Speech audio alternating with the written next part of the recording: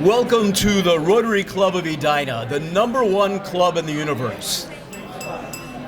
My name is Michael Stanzak, and I am humbled and honored to serve as your 67th president.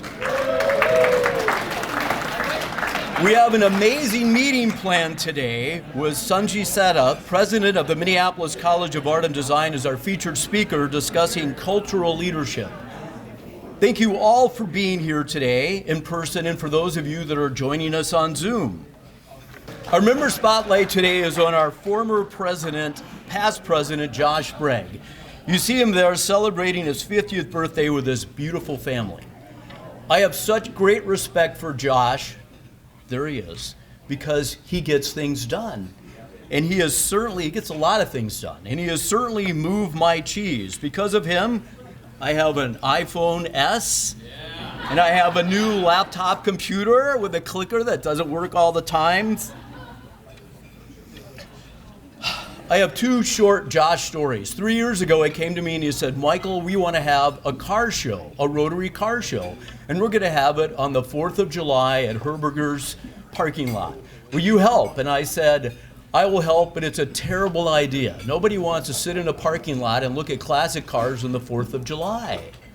People want to be on the golf course or at their cabin or in their swimming pools, and I'm not going to ask my employees to give up their 4th of July, Kayla, to go hang out at a car show. The car show was a success. In fact, we have our third car show coming up on September 11th, and none of that would have happened without Josh's persuasion and all the things that he has. And by the way, the car show does contribute money to our gala as well. Not as much as the gala, but it still does. My second short story, many of you have heard, is when we were in Guatemala and we had the flat tire on the minivan. And when we got back to the minivan, after they fixed the flat tire, we were all sitting there, 6 Edina Rotarians, and we looked over to the side, and there was this young woman and her family. Her name is Saida, and she had this huge growth on her face. And both Josh and Susan Stiles got out of the car and they did something about it. They picked up the phone, they called the doctors in Escuintla, they arranged for transportation, and it was because of Josh and Susan that happened. So, Josh, thank you so much for all you do. Thank you for your commitment to Rotary and your enthusiasm. You rock!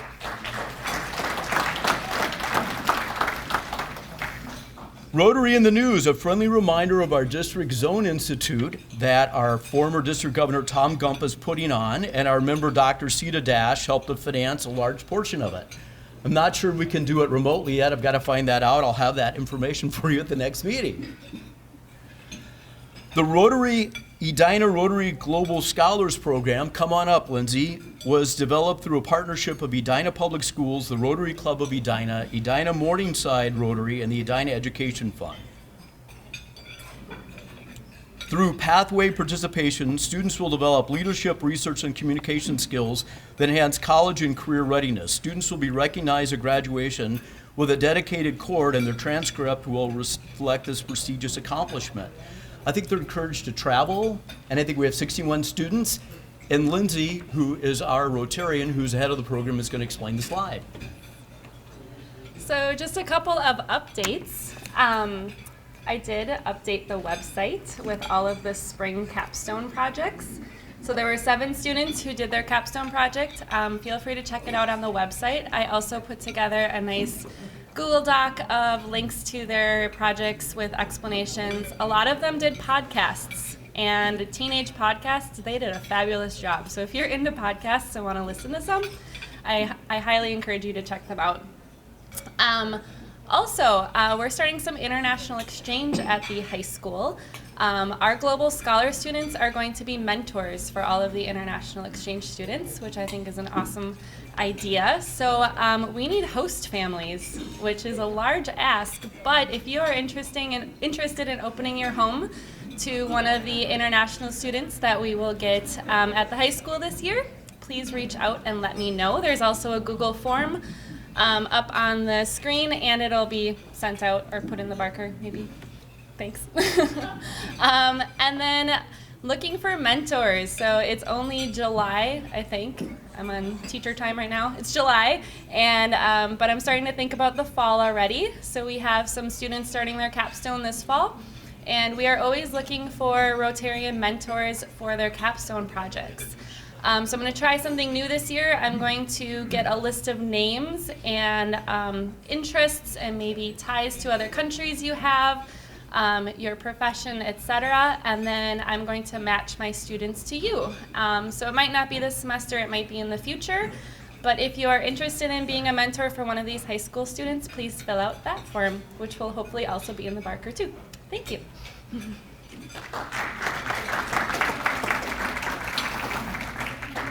So for our guest, we have a fundraiser where we raise money and we give it away locally. We also give it away internationally. And this is one of the grants that our International Grant Committee has done, where we are giving the money to United Bulawayo Hospital in Zimbabwe. So we are partnered with Matter, a global nonprofit located in St. Louis Park, who's on a mission to help people launch projects that improve communities. So much needed medical supplies and equipment are being sent to the maternal and pediatric wards at the hospital beginning this week.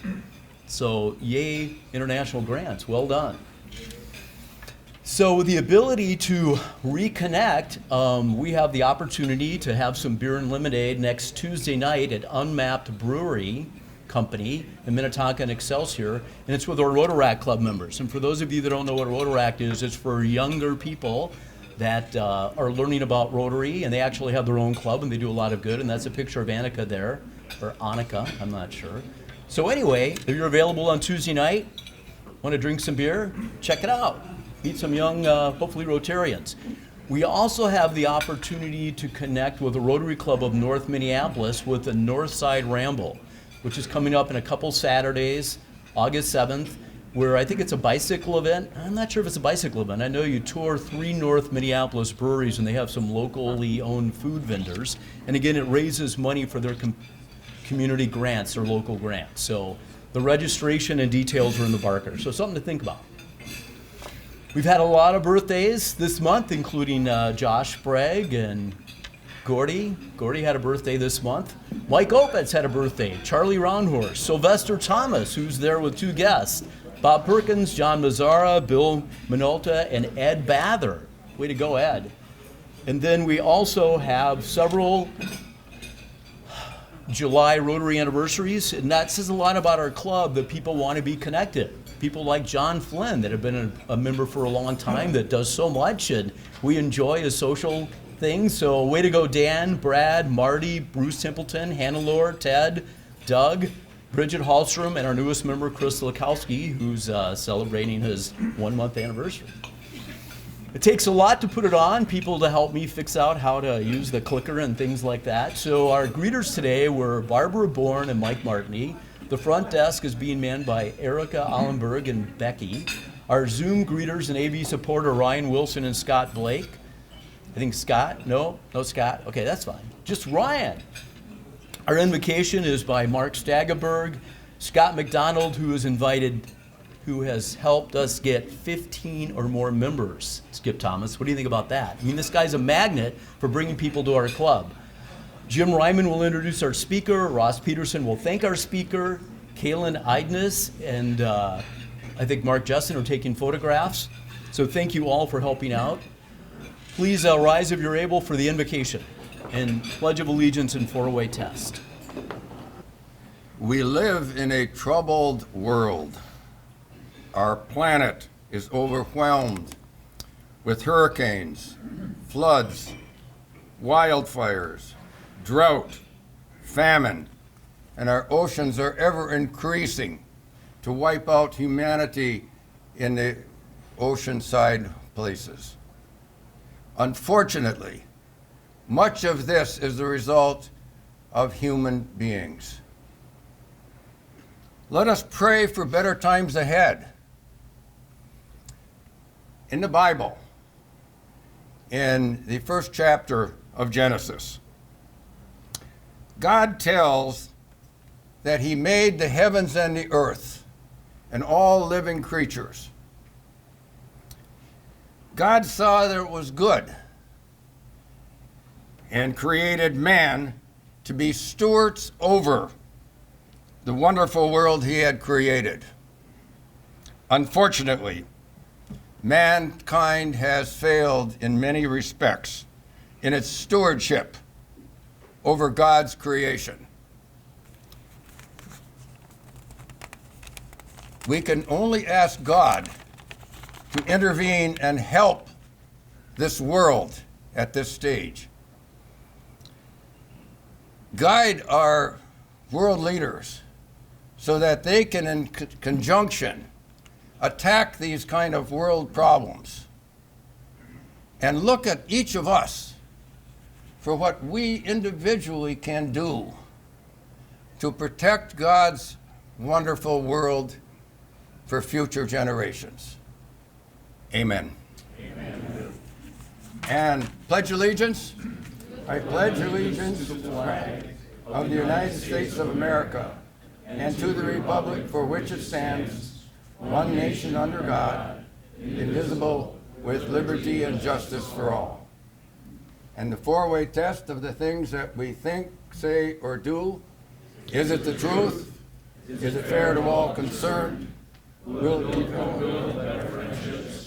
it be beneficial to all concerned? All right, we got a lot of guests today, so I'm going to just ask the guests to stand up when I call their name. There'll be no questions. So the first one is James Hitting, the guest of Sylvester Thomas.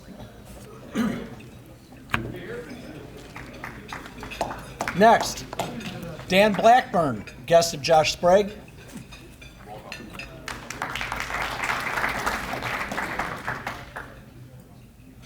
Charles, I'm going to butcher your last name because I can't read it. Zinn, guest of David Klein's.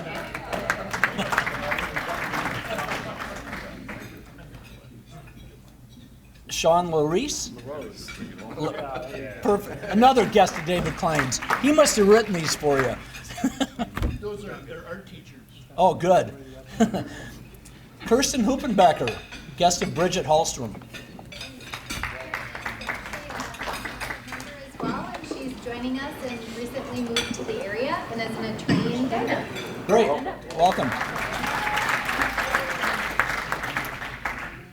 Kim Guild, guest of Lisa Walker.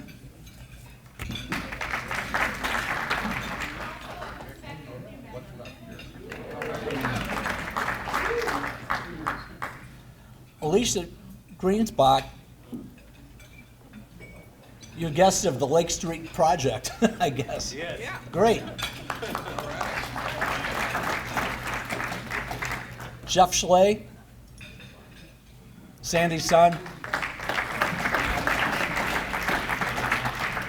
Joe Swalve, guest of Jody Kern. Joe and I work here at Wells Fargo. Welcome.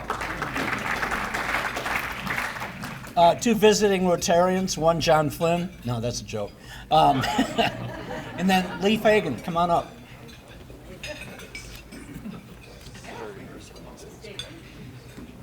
Ladies and gentlemen, fellow Edina Rotarians, I'm Leif Hagen, former or immediate past president of the Eagan Noon Rotary Club. I bring you greetings from the Eagan Noon Rotary Club because we have two clubs in Eagan. I was recently asked to consider an exciting opportunity by our immediate past district governor, Tom Gump, and your very own Edina Rotarian, Jody Kern. And that is to start a new LGBTQ Rotary Club, a new specialty club in Minnesota. We're going to call it probably the Minnesota Pride Rotary Club. And so in August, we're looking to start informational meetings. We're looking for the best place to meet, and we're still figuring that out, but probably Tuesday evenings somewhere in the Twin Cities. So if you have any friends, neighbors, colleagues who might be interested in a Pride Rotary Club, please have them contact me, Leif at achievementfinancial.com, or I can get the newsletter, my phone number, or Jody Kern can get contact information. But we're excited about a new club, new members for our district, so that's the announcement. Thank you, ladies and gentlemen.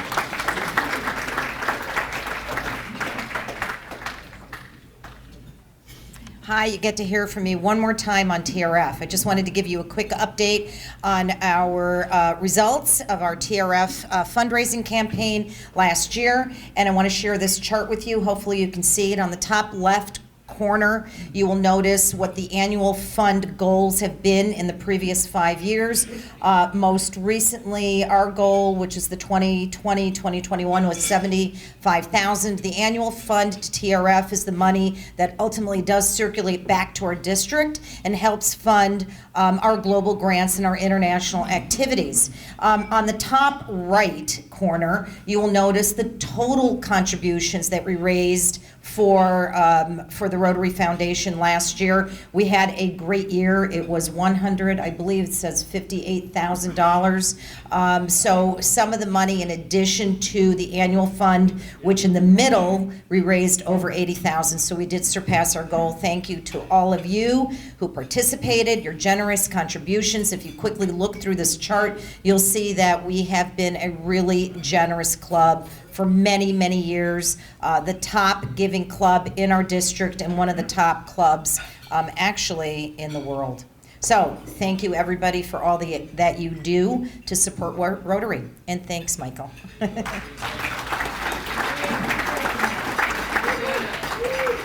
So from one foundation to the next, as many of you know, we have our gala coming up on Saturday, October 2nd at the Marriott Southwest. The theme is Let's Dance. And again, that funds the Rotary Club of Edina's foundation, which again we give away through local grants and international grants. And we're going to have a variety of music there. For those of you that saw it a couple weeks ago at the Mock Arena, so this is something different.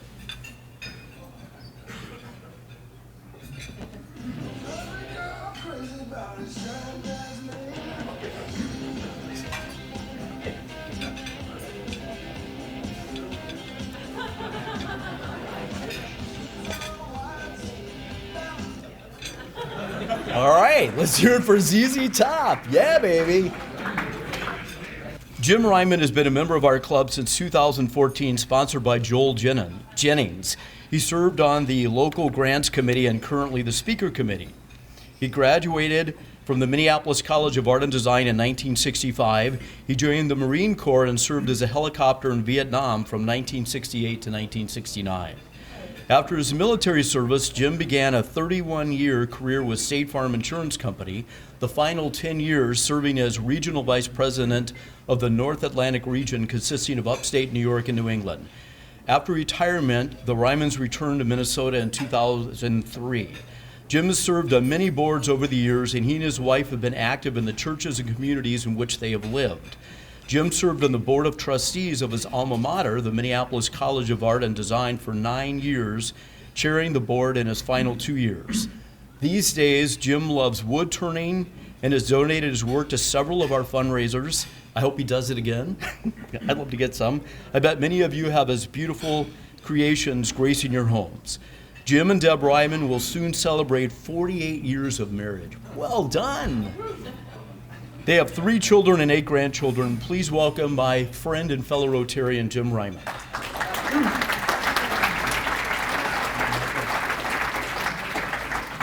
Thank you, Michael. Some of you may not be aware of a gem, what I call a gem in our community in the greater Minneapolis area. It's called the Minneapolis College of Art and Design. So as an alum and past board member of MCAD, it's just a real pleasure today for me to introduce my friend and president of the college, Sanjit Sethi. Sanjit has entitled his remarks, Educating the Next Generation of Creative Leaders. Our speaker has 2 decades of experience as an artist, curator, and cultural leader. His previous positions include director of the Corcoran School of the Arts and Design at George Washington University, director of the Center for Art and Public Life, Barclay Simpson Professor and Chair of the Community Arts at the California College of the Arts, and Executive Director of the Santa Fe Art Institute. Sanjit received a BFA from the New York State College of Ceramics at Alfred University, an MFA in ceramics from the University of Georgia, and an MS in advanced visual studies from the Massachusetts Institute of Technology. And he has been awarded numerous grants and fellowships for his work. Sanjit is the 19th president of the Minneapolis College of Art and Design. So please join me in a warm welcome to Sanjit Sethi.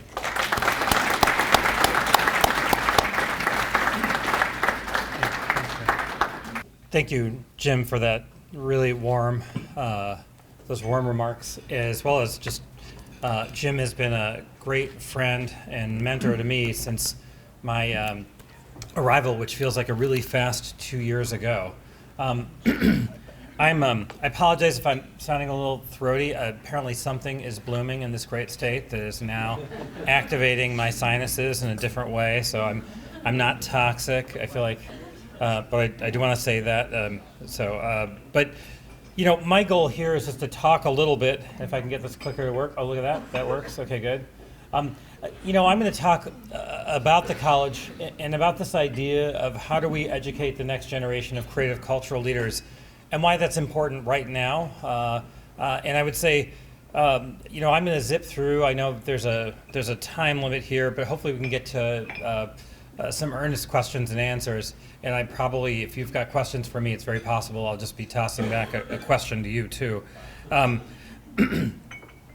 But I think we need to have these conversations about creative cultural leadership now more than ever before. And I think the college itself is really well positioned to start to talk about that. So I'm going to zip through some ideas here. You know, I'll start actually, when I first arrived at MCAD, the first thing I wanted to do was find out what other people wanted about the college. So I started mailing people postcards, and I got all these fantastic responses. And so what you're seeing is an image from my office where people are responding when I asked, what do you want MCAD to focus on in the years ahead? And it's everything from thinking about affordability of higher education to thinking about programmatic offerings. But more importantly, one of the common threads was to understand how we can extend the impact of art and design education, not just for lifelong you know, economic outcomes of its graduates, but also to go ahead and have an even greater impact in our communities. So, you know, I'm going to talk here a little bit. My background, as Jim alluded to, is in functional ceramics. I originally went to a small college in Indiana to study theology and anthropology because I thought the best way to save the world was to understand systems of culture and systems of belief. And then I discovered ceramics. And I tried to triple major and that didn't work, and I tried to double major with anthropology. I threw kind of theology out the door, and I ended up realizing that I need to make pots, and that's what I did, and I transferred to an art and design school. And I think that there's a real passion, and I have to say I think Jim and I connect in part because of that passion for the haptic, the passion for making something with your hands that so many of us do, and so many of us go ahead and tend to feather back as not part of our major career focus. I was fortunate enough to really kind of delve into it and understand that there's a world involving some of the things I was interested in anthropology and theology that exists within communities of making. You know, since then I've gone on to do lots of different projects. This is part of a performance piece I did when I was living out in the San Francisco Bay Area. And oftentimes the work I've done has involved ways that we can see how creativity can drive social change, how creativity can understand traumas that exist within our communities, whether they're traumas regarding police brutality or whether they're traumas regarding gentrification or they're traumas regarding environmental change. And how can creativity not just be the exoskeleton, not just be the people that come in and paint the murals after the real work is done, but really be seen as some of the critical problem solvers. So 2 years ago, I plopped down here at MCAD and got a chance to really understand what this remarkable community's history is, what's in its DNA, and how do we move forward. And so MCAD is exactly like what you can imagine. It's a gifted environment where people really connect with each other and people want to share. This is an example of a really a great alumni of ours showing some of our current MFA students a studio tour in their studio in Brooklyn. this is the traditional environment that you expect that occurs at MCAD, which is that we focus on painting and drawing and the design disciplines, just like any other art and design school. But I think more importantly is that there's a fire that exists here that involves critical dialogues that can best be described as something other than just simply the binary of an art and design education that you see at so many other institutions. And when I first arrived, I'll tell a story, and I realize this is being recorded, so I have to be careful. But but for me, I was sitting down with the new vice president, with the vice presidents, and I was new, and it was the first week of me meeting, and we were talking about something, and I turned to them and I said, I don't think MCAD's in the business of educating artists and designers. And all of a sudden, you could hear a pin drop in the room. And I appreciated my CFO at the time just gently said, do you care to unpack that a little bit? And my point was to say, I think the equation has shifted, and this is pre-pandemic. I think the equation has shifted. I think we're in the business of educating cultural and creative leaders.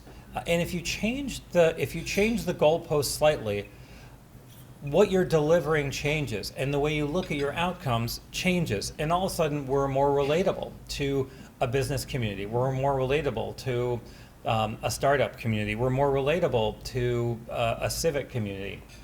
So I was plodding along, and everything was going great, and I was going to lots of receptions and talking, and then COVID hit. And when COVID hit, this is Shackleton, who you can notice is not pulling the boat. He's on the left over there. So all his guys from the Endurance are actually pulling one of the rescued lifeboats. But COVID hit us all like a ton of bricks, right? And anything that we were doing normal all of a sudden ceased to be normal. In the same way, I like this image because Shackleton's goal initially was, okay, I'm going to go ahead and get to Antarctica. I'm going to be the first. And it just became, his goals shifted. His goalposts shifted. In the same way, I would say for me, all of a sudden, high up on my executive goal was to make sure no one got sick and died of COVID-19 on my watch from our community. And so there's a remarkable shift. And within that shift, we start to understand and identify what our current situation is. And I'll still say current here, even though here we are, not masked. If you go to the meetings I'm going to, we've got to be prepared to think about whether it's a return of another variant or whatever else. I would still say we're still living under threat conditions in similar ways that many of you are, that are still putting an undue amount of stressors on us. So our current situation is stressful. It's terrifying in many ways. And think back, again, despite the fact that we're maskless here in this gathering, think back even 6 months ago. It's terrifying. It's dangerous. It's sad. It's exhausting. It's uncertain. However, at the same time, our current situation is also a time for innovation. It's also a time for us to rethink what we deliver and how we deliver it. It's a time for ideation, transformation, and most importantly, greater empathy. And that empathy piece is something that we discard oftentimes as being ancillary. It's the board that wants to know why you haven't done a reduction in force of your organization, just to go ahead and keep costs down, to realize empathy keeps the corpus of an institution intact, and in doing so, you're better positioned for success in the future. So there are some tremendous social projects that exist out there where creativity is seen as a driver. I show this project as one that was from some of my former students when I was at California College of the Arts, who created solar charging stations for mobile phones in places that didn't have rural communities in Africa that didn't have power. And they went on, they got venture capitalist funding and have gone on to do remarkable things. And going back to that postcard, we start to see when people start to invest in thinking about what does cultural leadership mean, instead of just simply what we're trying to do in the future, we're opening up a dimension to uncracking the broader idea of what leadership is. Our traditional notions of leadership oftentimes are really focused on decisiveness. They're focused on someone that's got focused intuition. I'll argue that qualities like vulnerability and reflection are equal measures of true, significant, empathic leadership that's so needed for moments in time today. But I don't want to take my word for it, so I like to talk to people, and I'm hoping some of you will share with me now or afterwards, what your ideas of cultural and creative leadership mean to you. All I know is that these things exist in a vibrant ecosystem. So for me, one definition I use of creative cultural leadership is that it embraces artistry and innovation alongside empathy as a fundamental method for understanding the world and for working with individuals and communities to solve problems. If I'm going to unpack it a little bit more, we need to figure out what we mean by problems. So whether those problems are aesthetic, so they could be in a studio environment, it could be a painter that's figuring out a way to represent the figure, whether they're social, whether one's trying to go ahead and understand ways that you can tackle issues regarding an upsurge in urban violence, whether they're economic or beyond. It's an approach to leadership that involves creativity, experimentation, collaboration, listening, and decisiveness. You don't often hear listening and decisiveness in the same measure when you start to think about leadership, but oftentimes I think it is one of the kind of key drivers, as well as an embrace and elevation of one's own voice alongside the voice of others. So I did live in Santa Fe, New Mexico for a while, and if I want to reminisce, I like this image I took on my way back to where we used to live. But you know, for me, there's a couple fundamental questions we need to ask ourselves at this moment in time. And when I work with other communities or when I serve on a series of nonprofit boards, one of the first questions I ask is, what do you know to be true that you think no one else in your field believes in? And that's significant. It's something for you to ask yourself because that starts to identify some of the critical acumen that we've got here. And then in addition to that, you ask, what do you know now that you didn't know 5 years ago? And through those, in some ways, what you're doing is you're kind of creating an X and Y axis of acumen. You're creating an understanding of why you're here and why someone else isn't. I would argue that because of the pandemic, we can shift the what do you know now that you didn't know 5 years ago to what do you know now that you didn't know a year ago. Because I think the world has rapidly really shifted for many of us. Fields like education and and healthcare will never, ever be the same again, and nor should they. They should go ahead and go through a process of dynamic reinvention. So I'll share with you 3 projects that we're working on at MCAD that tries to put some of this gobbledygook into action. One is really simple for us to tackle issues regarding equity. MCAD is fortunate to have some very robust design disciplines. When we started to think about public programs, and we're fortunate enough to get a grant from the Target Corporation to do this, we have started 2 lecture series, one now in the fall on race and design, which I'll talk about a little bit, but also now one in the spring on disability and design. Design is one of the key drivers for any future user experience in the world from here on out. It's not just the design that goes into your iPhone, it's more ubiquitous. It's about the way the DMV is redesigned, or maybe should be redesigned. It's about a whole host of other areas. But we can't go ahead and just simply lovingly embrace design without understanding that it is rife with the same type of inequities that we need to see. So we created a series called Addressing Race and Inequity Inside and Outside the Design World. And we were fortunate last fall to have 3 phenomenal speakers. Liz Ogbu on the left, who's a designer and runs something called Studio O in the Bay Area, was part of IDEO.org's first inaugural class. Joseph Kunkel, who is a Native American architect who runs something called the Sustainable Native Communities Collaborative. And Greg Hoffman, who we're fortunate to have serve on our board, an MCAD alum, but just stepped down after 27 years as the head of global brand at Nike. And the 3 of them engaged in a conversation that dealt with spatial justice, that dealt with the power of home, and it dealt with also a whole host of other terrains. And it was an engaging conversation that we had where students were equally involved in these dialogues. We're figuring out when our fall lecture is going to be again, but we'll be doing this again, and I strongly encourage you to come to the public lecture part of it.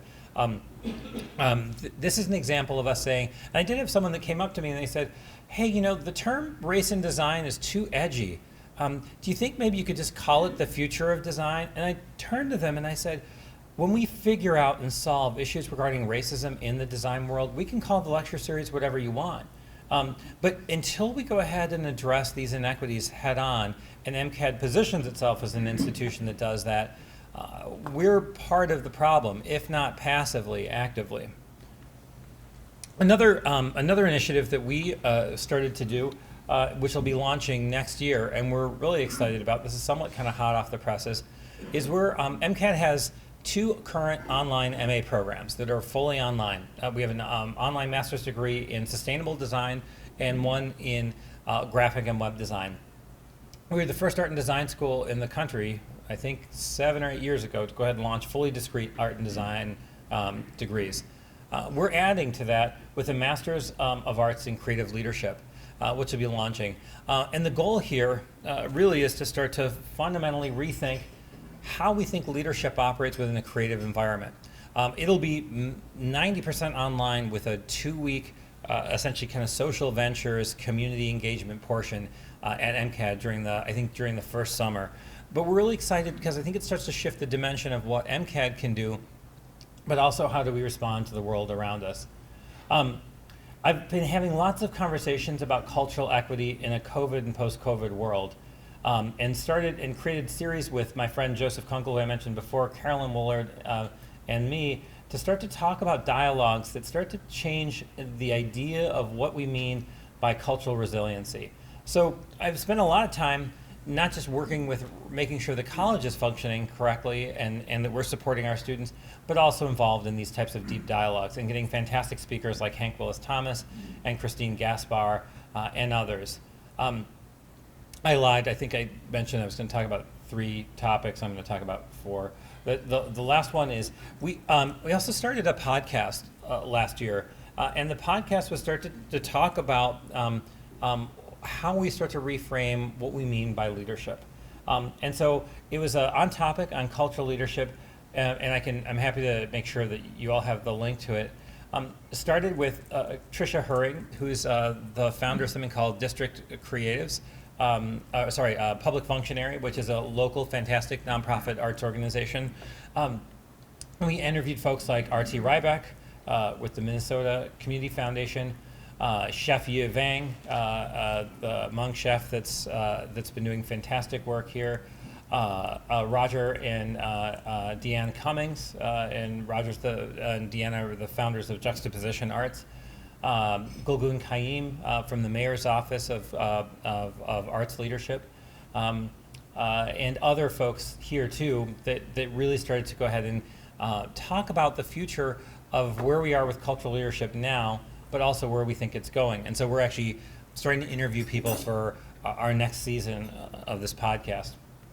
So looking forward, I'll just mention kind of one other project, and then we can open it up to questions. MCAD was fortunate to get a grant to start something called the BIPOC Design Leadership Institute. And again, with that notion of saying, we're not just interested in creating great designers, we're interested in starting to educate design leaders, people that can come into the field prepared. So design has really reframed and transformed organizations, interactions, communities, innovations. Yet at the same time, we know that most leaders look like this, they look like this, they look like this, they look like this, they look like this, and so on. And sometimes we have to admit that's come with disastrous results. A really bad ad campaign by Intel, designers in a fashion show 2 years ago, poorly designed ergonomics that don't take into account other genders, that don't take into account other factors. Really horrible. Design diversity is the exception in issues regarding design leadership, and MCAD wants to change that. So the goal here is to create a Design Leadership Institute, which launches this fall, which is a catalyst for supporting the next generation of diverse design leaders.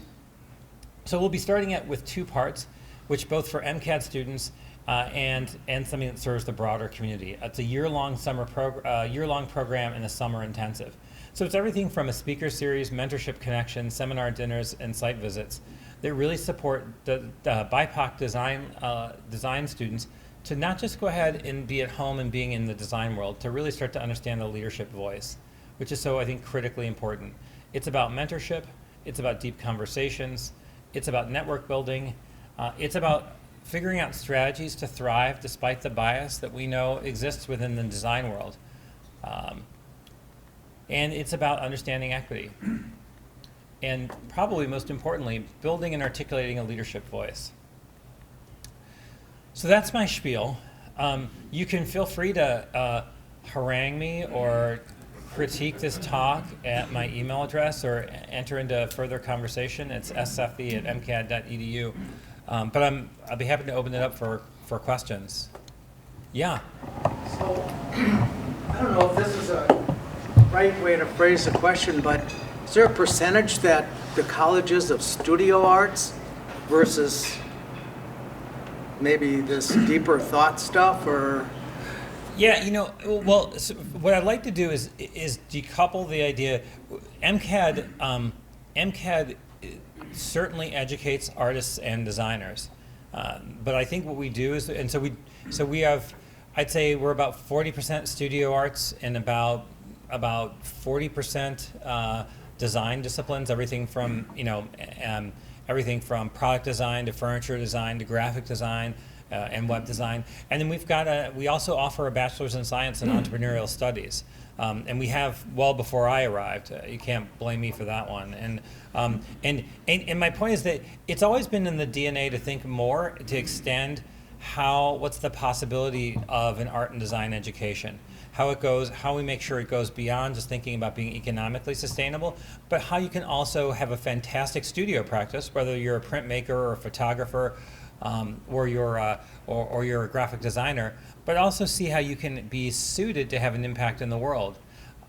The goal here too is, I would have to say, employers are looking for this type of acumen more and more every day. And since they are looking for students that come out of an educational environment with a broader worldview. So when they're hiring an entry-level designer, or they're hiring, a furniture, they're looking for those types of experiences. So I think that's what we're trying to provide, to say you still have that traditional studio education, but it comes enhanced with some of these dialogues. Yeah, there's a couple of questions in the back. Can you tell me about spatial justice? What does that mean? Yeah, well, I'll tell you what I think of when I talk about spatial justice. That's everything from how do you address issues regarding redlining and zoning in an urban environment, right? In the sense so you have to understand that there was a series of inequities that existed there. And so how do you go ahead and reframe that? And spatial justice is everything about addressing food deserts that exist in urban environments that oftentimes have low-income individuals.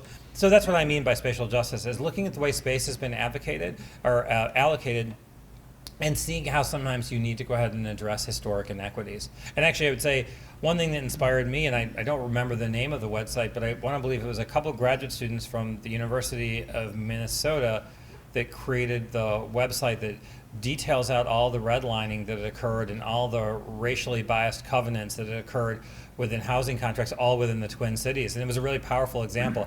I would say for me, that's an example of a project that starts to look at spatial justice by going ahead and at least uncovering some of those biases for us to understand them and to go ahead and be able to absorb the impact of some of those past racially charged motives.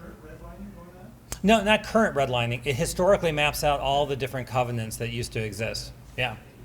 Yeah. I don't know very much about the college. I'm wondering if you can share where you're located, how many students you have, how many are undergraduate, how many postgraduate. You mean all the stuff that I should have had at the beginning of my presentation? Sure. Yeah, I should probably do that. Yeah, it's a good thing that no one's knowledgeable about the college. I can just make the stuff up. We've got about 780 students. It's mainly undergraduates, but we have a healthy graduate. We have 3 graduate programs. One is an in-residence MFA program, so it's located on campus. It's located actually a little bit off-site, but we're in the Whittier neighborhood, so really kind of at 26th and Stevens. So we occupy the same cultural campus as MIA does, as well as CTC. So they are our neighbors to the north and northeast, respectively. So we're part of kind of a thriving cultural environment. We're just a few blocks east of Eat Street, which a lot of our students really help support those local businesses. And I'd have to say that during the racial tumult that we saw a year ago, it was really important that we really worked very closely with the Whittier Neighborhood Alliance, both to do some co-philanthropy where we fundraised for the rebuilding of some of the businesses that had been devastated, provided a new volunteer time off policy, so all of our employees can take up to, I think it's 8 hours a month in volunteer comp time to go ahead and volunteer at any number of remarkable nonprofits in the area. So that, to give you a sense in terms of, there's a strong commitment to the region, but also I'd say specifically to the Whittier neighborhood. Yeah, a couple questions back there, and then one in front. Yeah. So, sorry, coming from my global scholar lens, Yeah. do you have any international students who attend? We or do. Do you have international programs? We do. We do have international students. MCAD has a relatively small population of international students pre-pandemic. We were at 5.5%, 6%, so really kind of a small basis. And it's probably what provided us with a little bit of a cushion during the pandemic too, because I think a lot of the bigger institutions that had higher international populations suffered financially from a lot of the students withdrawing. So I would say that being said, I think there's a goal as we're doing our strategic planning process right now that we'll probably want to build that to about 15%. We have a number of international programs: study in Italy, study in Ireland, study in Asia, and we're always looking to develop more. So, and we host international students on a regular basis. We'll have exchange students coming into the campus this fall from, I can't remember how many countries, but I'd say between 4 to 7 countries. Yeah. Yeah. Yeah, my wife and I are familiar with MCAD, and MCAD over the years has done a wonderful job of integrating graphic arts and digital arts. But what we've also noticed is that a lot of the graphic arts students and digital arts students don't really know how to draw. And then later on, they come to seek out someone like my wife to learn drawing. So is that an issue, or is it just exceptions, or is that being integrated into your curriculum? Yeah, I'm always interested in knowing if there's something that we're doing that we're falling down on. I would say that for me, there isn't a program at MCAD that can't get better. One thing that we're doing differently starting this fall, and that I think that really speaks to what you're talking about in terms of fundamentals, is the college has never in the past had a single director of foundations. And foundations is really that kind of boot camp where you are doing the kind of fundamental skill building. It's always been parsed out between all the different other academic disciplines, so it's never had single leadership. But starting this fall, we're getting a fantastic individual coming in from St. Louis, I think, Patience Lewis, who's going to be our first director of foundation studies. And so I think the goal is to really know that first-year students have both an advocate, but also someone that's fully looking at the rigor that should exist within that curriculum itself.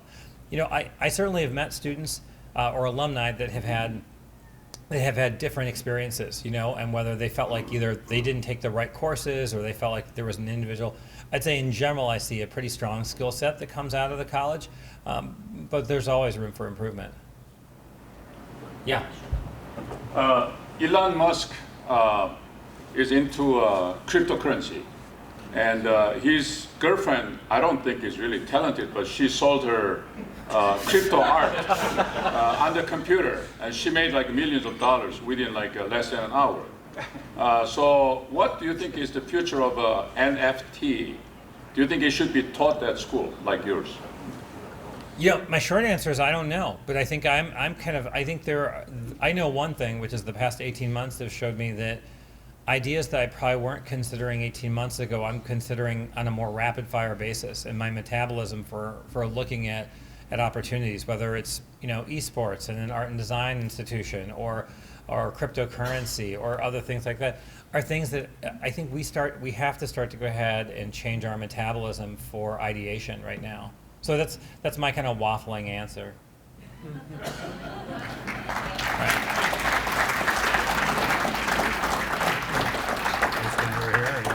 No, that's fine. Thank you so much for being here today, Sanjit. Really appreciate your time and your presentation. The Rotary is a network of 1.2 million neighbors, friends, leaders, and problem solvers who see a world where people unite and take action to create lasting change across the globe in our communities and in ourselves. From literacy and peace to water and health, Rotarians are always working to better our world, and we stay committed to the end. in honor of your presentation today, we'll make a donation to My Very Own Bed, not my very own, but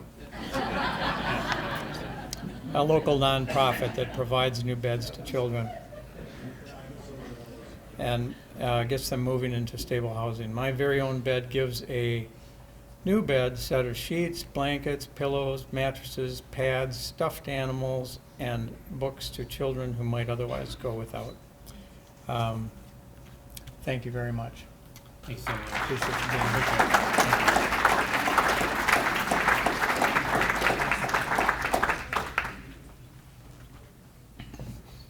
That was really informative. I mean, I'm not a creative person at all, and I loved his answers, and I appreciate him coming to talk with us. So, as we've discussed before, our theme this year is Serve to Change Lives, and my personal message is that we can do that by re-engaging with our club, whatever that means to us. So, let's continue to re-engage with our club.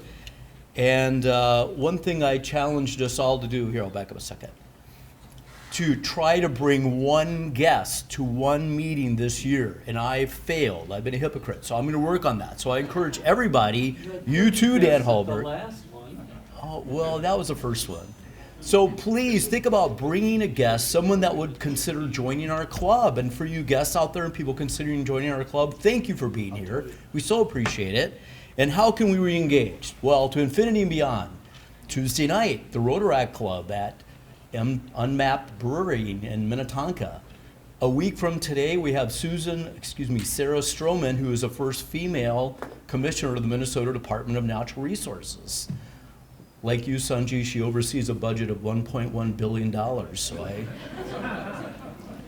We have Vocational Happy Hour, which is happening on August 4th, and our very own Carlin Padachi is going to talk. It's live. It's at CW Bar and Grill in Bloomington. We have the Women and Rotary Social at Patty Ellingson Solheim's home. And then we have our Rotary Car Show, Catherine, coming up on Saturday, September 11th. And then we have the Gala. Let's dance, Jim Platt. I'll dance with that. How does that sound? Well, that's hard for me to read. Christina Webb said, every child is born creative. The challenge is to keep that creativity alive. So let's do it. Thank you so much. Meeting adjourned.